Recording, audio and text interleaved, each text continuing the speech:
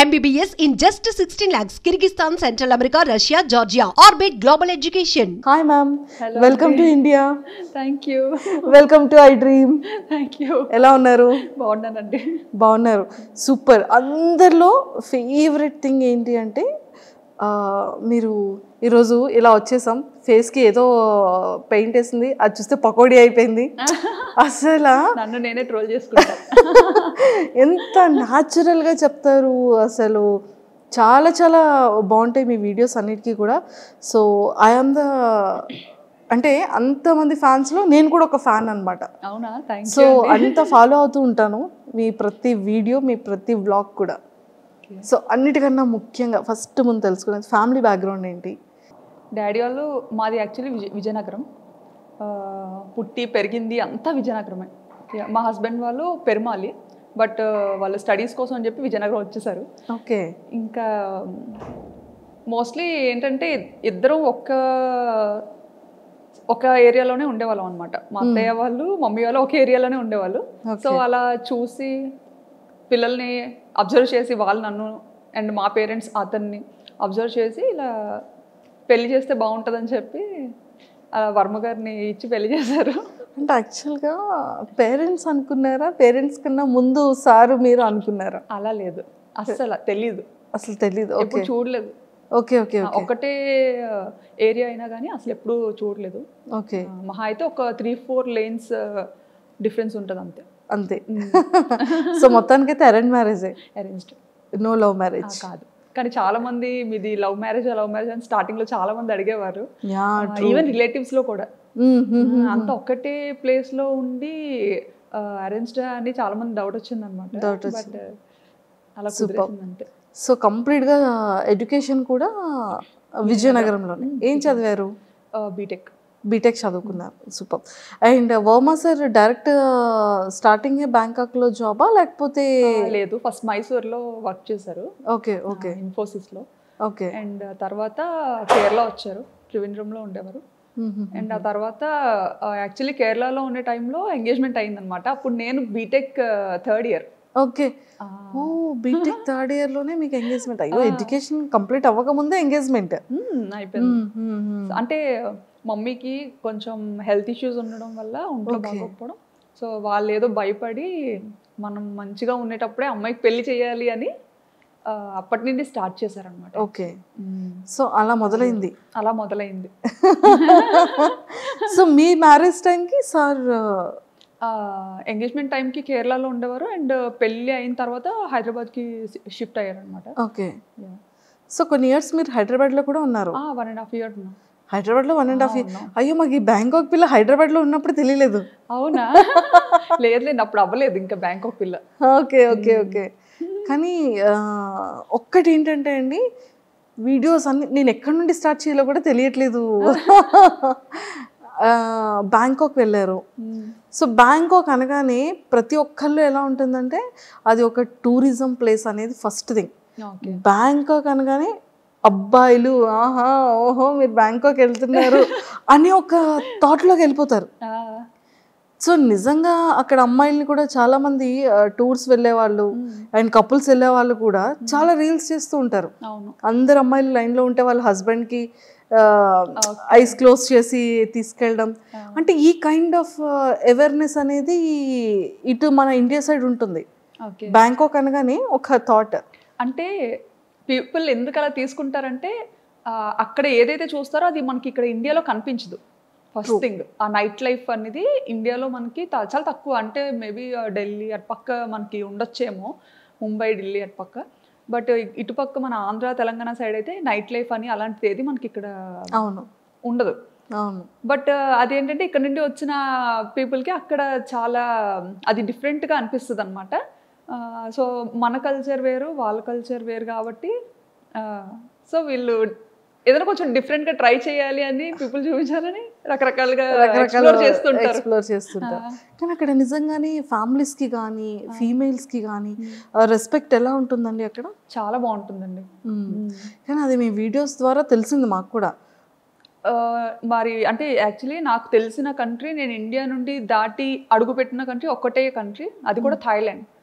So నాకు తెలిసిన మట్టుగా ఇప్పటి వరకు చాలా రెస్పెక్ట్ చేస్తారు. మన ఇండియన్స్ని కూడా చాలా మంచిగా రెస్పెక్ట్ చేస్తారు. ఓకే. సో ఎన్ని ఇయర్స్ అవుతుంది మీరు బ్యాంకాక్ వెళ్ళి? ఆల్మోస్ట్ 9 to 10 years అయిపోతుంది. Oh my God, 9 to 10 years అయిపోతుంది. అసలు తెలియలేదు. 2016లో 2016 పాప పుట్టిన ఇయర్లోనే. Okay okay okay. పాప బేబీ అప్పుడు తీసుకెళ్లారు. సో మీరు ఈ వ్లాగ్స్ అనేది ఎలా వచ్చింది థాట్? నాకు ఎడిటింగ్ అంటే చాలా ఇష్టం. ఓ, ఎడిటింగ్ చాలా ఇష్టం అనమాట. పిచ్చి పిచ్చిగా చేసేదాన్ని.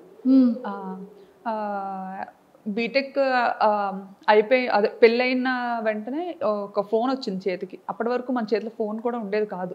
ఇప్పుడు జనరేషన్ అంతా మారిపోయింది అనుకోండి, అదే షాక్ అవుతుంటాం అనమాట. సో చేతికి ఫోన్ రాగానే అదే అలా ఏదో ఒకటి చేయడం.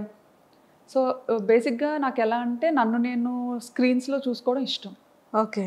నన్ను నేను సో ఏదైనా మ్యూజిక్కి మన వీడియో క్లిప్ పెట్టి రకరకాలుగా ఎడిటింగ్ అనేది చేసేదాన్ని అనమాట అప్పట్లో. పెళ్లి తర్వాతే.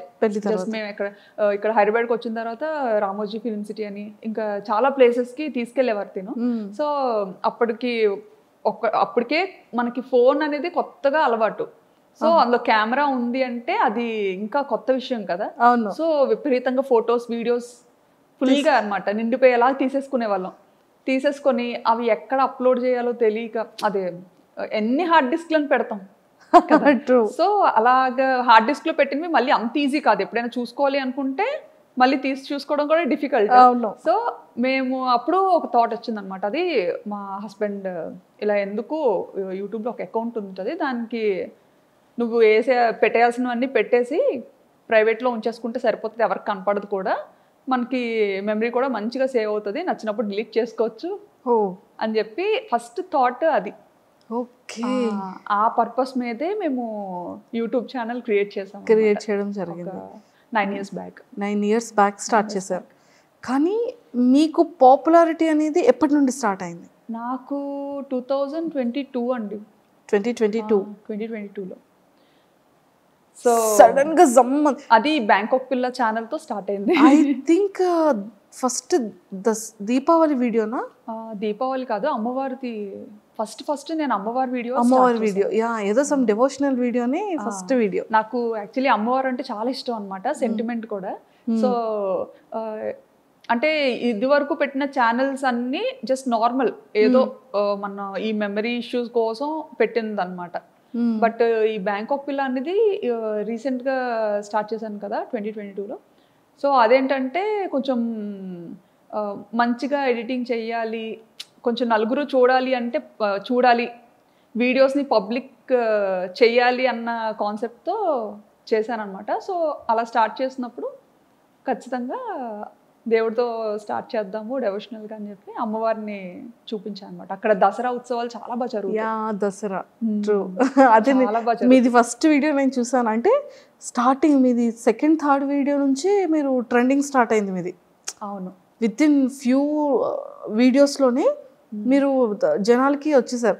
అసలు దీన్ని ప్రీవియస్ ఏంటేంటి వీడియోస్ చేశారు అని చూస్తే ఫస్ట్ది ఐ థింక్ దీపావళి అనుకున్నా. అసలు మీకు బ్యాంకాక్ పిల్లగానే నేను తెలుసు, కానీ అంతకు ముందు నేను స్టైలిష్ తింగర్ బుచ్చి.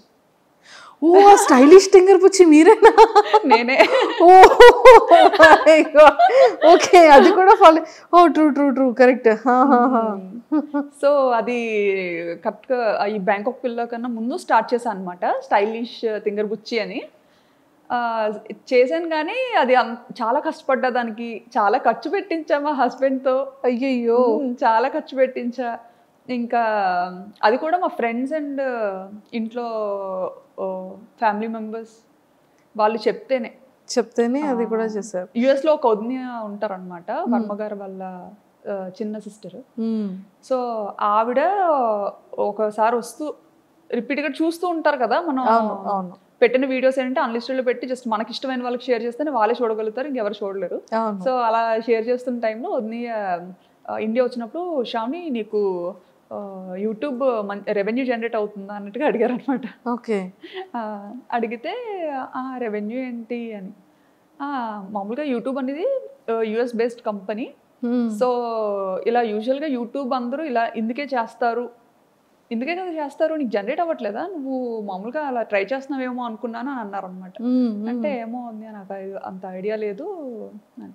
ఆయన ఎందుకు ఎప్పుడు ప్రైవేట్లో ఉంచుతావు వీడియోస్, ఎవరికి కనిపించకుండా పబ్లిక్ చేయొచ్చు కదా బాగుంటాయి, ఎందుకంటే చాలా కష్టపడి ఎడిటింగ్ చేస్తుంటావు, సో పబ్లిక్ చెయ్యు, అందరూ చూస్తారు, బాగుంటుంది నిజంగా, ఇది ఒక మంచి ప్లాట్ఫామ్ డెవలప్ అవ్వడానికి అన్నట్టుగా చెప్పారనమాట. అప్పుడు అంత పట్టించుకోలేదు ఆవిడ చెప్పేటప్పుడు, కానీ తర్వాత ఆలోచించాను అనమాట, వదిని ఇలా ఎందుకు చెప్పారు, పోనీ చూద్దాము అన్నట్టుగా. ఈయన కూడా అది సీరియస్గా తీసుకున్నారనమాట. ఓహో యూట్యూబ్లో ఎంత ఉంటుందా, ఓహో ఇలా పబ్లిక్ చేయొచ్చా, భయం ఉండదా అని.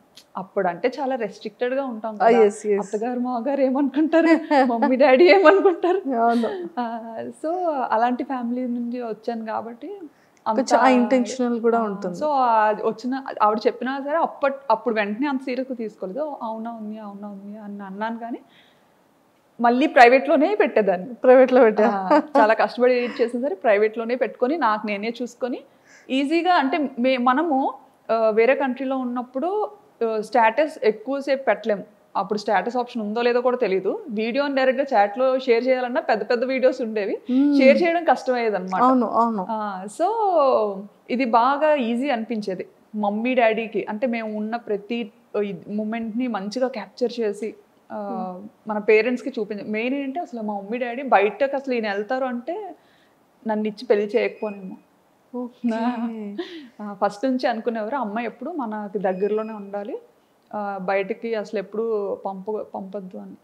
ఓ మై గాడ్, అలాంటిది పాపం అది ఎలా ఫీల్ అయ్యారు అంటే లైక్ ఇంత లాంగ్ రావడం. సో అది మమ్మీ వాళ్ళకి తెలిసిన తర్వాత మమ్మీ డాడీ రియాక్షన్ ఏంటి అసలు ఎక్స్పెక్ట్ చేసి? ఫస్ట్ కెనడా వెళ్ళాల్సింది తను అనుకున్నారు కెనడా వెళ్దామని చెప్పి. కెనడా అదే టైంలో తైవాన్ నుండి వచ్చింది ఆపర్చునిటీ దానికి, అండ్ సింగపూర్, తర్వాత థాయిలాండ్. ఓకే.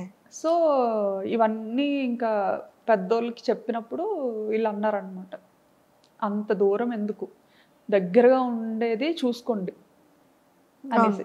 దగ్గరగా ఉన్న అలా అయితేనే పంపించగలుగుతాము, లేకపోతే కష్టం అని చెప్పి. సో ఇంకా అవన్నీ ఆపుకొని ఇంకా అన్నీ చూసుకున్నారు, ఏ ప్లేసెస్ బాగుంటాయి, ఎక్కడ లైఫ్ స్టైల్ బాగుంటుంది అనేది కొంచెం ఆయన అంతా చూసుకున్నారు అనమాట. నాకైతే అసలు ఏం లేదులేండి, బ్యాంకాక్ అంటే బ్యాంకాక్ ఏదో మూవీలో చూసాను అదేనా మీరు కూడా అంతే, ఏదో మూవీలో చూసాను బ్యాంకాక్ అంటే ఓకే ఓకే మంచిదేనా వెళ్ళొచ్చా అని.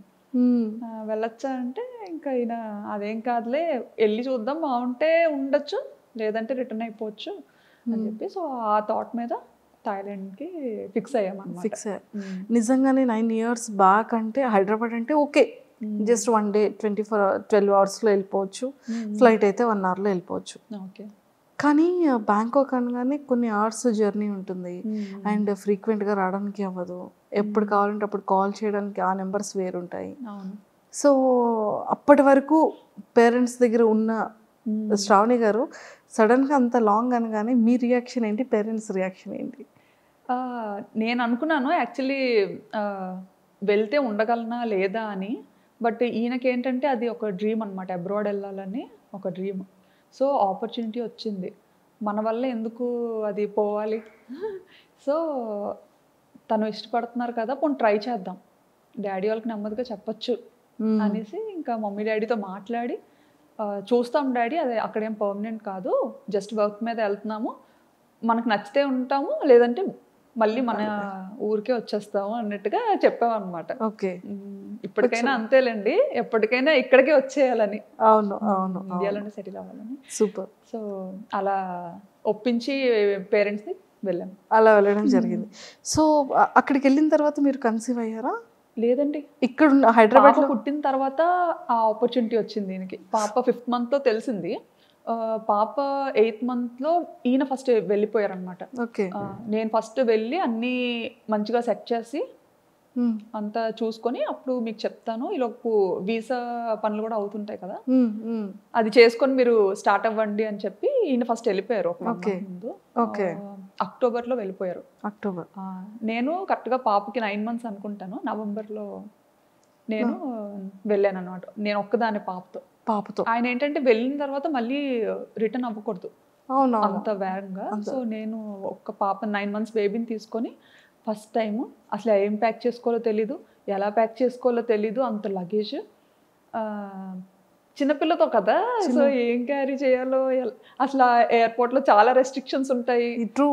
అసలు అప్పట్లో అయితే ఎయిర్పోర్ట్లో చెకింగ్స్ ఉండేవి, అమ్మో టూ మచ్ అసలు. నేనేంటంటే అసలు అంటే ఆయన కూడా వెళ్ళి 1 month అయింది కదా, సో అక్కడ అన్ని రకాలు దొరుకుతాయా దొరకదా అది అసలు ఏమి ఐడియా లేదనమాట తనకు కూడా. ఇప్పుడంటే చాలా ఆప్షన్స్ వచ్చాయి, కానీ అప్పుడంటే ఇండియన్ గ్రాసరీస్ తెచ్చుకోవడానికి కూడా చాలా లాంగ్ వెళ్ళాలి. అది కూడా చాలా తర్వాత తెలిసింది మాకు. ఓకే. నిజంగా అది ఎలా ఎలా వెళ్ళగలిగారు? అది పాపతోనా? పాపతో అలాగే అప్పట్లో డైరెక్ట్ ఫ్లైట్ లేదు, కనెక్టింగ్. మనం వయా కోల్కతా అయినా లేకపోతే ముంబై, చెన్నై ఇలా అనమాట కనెక్టింగ్. సో అలా ఫస్ట్ టైం పాపని తీసుకొని కనెక్టింగ్ ఫ్లైట్ తీసుకొని వెళ్ళాను. ఓ మై గాడ్, అసలు చాలా గ్రేటెస్ట్. అసలు ఎలా అంటే చుక్కలు చూసా అనమాట ఆ ఫస్ట్ ప్రయాణంలో. పాపని హోల్డ్ చేయాలి, హ్యాండ్ లగేజ్ పట్టుకోవాలి. సో అంతవరకు ఏంటి, మనం ఇండియాలో ఉండేటప్పుడు మనం అంత పట్టుకొని తిరిగేది ఎప్పుడు ఉండదు బయట యూజువల్గా. ఎందుకంటే మన పక్కన పేరెంట్స్ ఉంటారు, ఒకరు కాకపోతే ఒకరైనా కాసేపు ఎత్తుకోవడం అన్నీ అనమాట.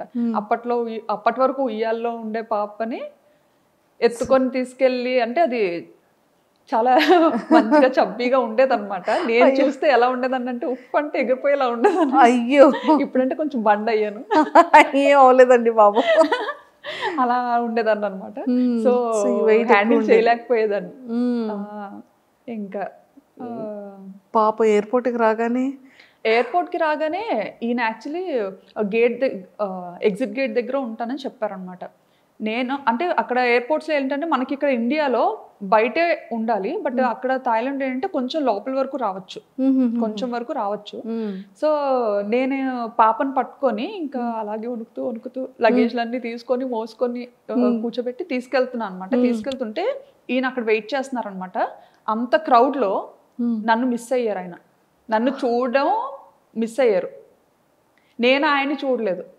అంటే అసలు ఆయన ఎగ్జిట్లో ఉంటారని ఓకే, బట్ అందరితో పాటే నేను వెళ్ళిపోతున్నాను అనమాట. సో నన్ను అక్కడ మిస్ అయ్యారు తను. నేనేంటంటే ఆయన లోపల ఉండిపోయి నేను బయటకు వెళ్ళిపోయాను. అయ్యయ్యో, ఎయిర్పోర్ట్ బయటకు వెళ్ళిపోయాను. ఇంకా బయటకు వెళ్ళి చూసేసరికి కనిపించలేదు తను. కనిపించకపోయేసరికి అమ్మో కంట్రీ అసలు ఎలా ఉండాలి ఏంటి, ఇప్పుడు ఎవరిని అడగాలి నేను, నాకు కనిపించట్లేదు. బయటకు వచ్చినా కానీ చాలాసేపు వెతికానండి, ఎక్కడా కనిపించలేదు. కాంటాక్ట్ చేయడానికి మన సిమ్ కార్డ్, నాకు వైఫై కనెక్ట్ చేసుకోవడం థాయిలో ఏదో వచ్చింది అనమాట సంథింగ్ అక్కడ. నేను ఆ టెన్షన్లో లాంగ్వేజ్ సెలెక్ట్ చేసుకోవడం కూడా కన్ఫ్యూజ్ అయ్యి థాయి నొక్కేసాను అనమాట. థాయి సెలెక్ట్ చేసేసాను. సో అలా సెలెక్ట్ చేయడం అంటే మొత్తం థాయిలో వచ్చింది, అదేమో అర్థమై సావదు. ఇంకా ఎవరికి చెప్పుకోను ఏంటి. అక్కడ మళ్ళీ బయటకు వచ్చిన తర్వాత సెక్యూరిటీకి అడుగుతుంటే అక్కడ ఇంగ్లీష్ చాలా తక్కువ అనమాట. సో అతనికి అర్థం కావట్లేదు నేను ఏం అడుగుతున్నానని. ఇంకా కళ్ళంటే నీరు తిరిగేసి చంటి పిల్లతో అలాగా ట్రాలీ పట్టుకొని అటు ఇటు చూసుకుంటా. పాపం సార్ ఏం చేస్తున్నారు, ఇంకా లోపల ఇంకా లోపలే ఉన్నారు ఆయన. ఇంకా అందరూ వచ్చేసారు, ఇదేంటి ఎక్కడ రాలేదు, ఏ ఇమిగ్రేషన్ లో చిక్కు పడిపోయారో అనుకున్నారు. అసలే కొంచెం రెస్ట్రిక్షన్స్ ఎక్కువ కదా. అసలే పప్పులు ఉప్పులు వద్దన్నా సరే మోసుకొని వస్తుంది. ఈవెన్ పప్పులు ఉప్పులు కూడా చాలా డీటెయిల్డ్ గా చెక్ చేసేవారండి, ప్రతిదీ ఓపెన్ చేసి చూసేవారు అనమాట. ఇంకా అంటే చిన్నపిల్లలకి ఉండాలి కదా మన వైపు, బాగా ఇడ్లీ అలవాటు చేస్తాం 8 months నుండి కదా. సో బేసిక్ థింగ్స్ పట్టుకెళ్ళాలి, అవి కూడా ఓపెన్ చేసి చెక్ చేసి చాలా ఇదిగా ఉండేది ఒకప్పుడు. ఇప్పుడు తగ్గించేసారు. సో మొత్తానికి మీ ఫస్ట్ బ్యాంకాక్ ట్రిప్ అనేది for ever memorable. And for more videos, please subscribe to iDream. Please subscribe to iDream. Please subscribe iDream. And please subscribe to iDream. For more videos, subscribe to iDream. please like, share and subscribe to the channel. Congratulations, iDream. Subscribe to iDream. Subscribe to iDream. So subscribe to iDream Media. iDream ki iDream team andarki huge congratulations. Please subscribe iDream Media. Please subscribe to iDream. Subscribe iDream. Please subscribe to iDream. I dream అంటే నా కళల ఛానల్ను subscribe చేసుకున్న నోరు తిరుగుతలేదు. మీరైతే గంట గుర్తు కొట్టండి. For more such videos, please subscribe to iDream. Subscribe to iDream. Please subscribe to iDream. Please subscribe iDream Media. Please do subscribe to iDream. Please subscribe to iDream Media. For best entertainment and information, please subscribe iDream. And don't forget to subscribe to iDream.